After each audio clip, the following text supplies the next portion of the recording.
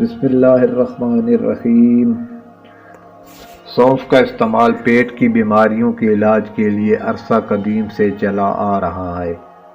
اس کے مزید فوائد جاننے سے پہلے ابھی تک اگر آپ نے میرے چینل کو سبسکرائب نہیں کیا تو چینل کو سبسکرائب کر کے بیل آئیکن کو پریس کر دیں تاکہ اسی طرح کی معلوماتی ویڈیو آپ تک پہنچتی رہے۔ سونف ہر گھر کی ضرورت ہے۔ یہ بچوں کو کئی امراض میں مفید ہے۔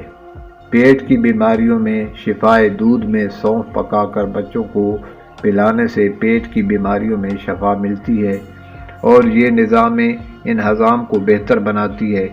آج کل چھوٹے بچوں کی نظر بھی کمزور ہو رہی ہے، اس کے لیے تھوڑی سی مقدار میں سونف بچوں کی جیب میں ڈال دیں، وہ چلتے پھرتے کھا لیں گے۔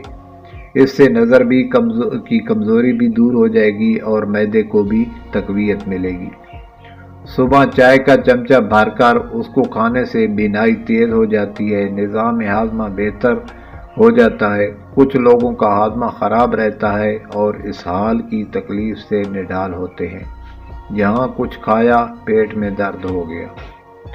انہیں چاہیے کہ سونف میں تھوڑی سی چینی ملا لیں اور صبح شام ایک چھوٹا چمچہ کھائیں، اس سے ہاضمہ ٹھیک رہتا ہے۔ اس کے علاوہ سونف کے ساتھ اگر بیل گری مل جائے تو وہ بھی برابر وزن کر کے ملا لیں، جلدی ہی فائدہ ہوگا۔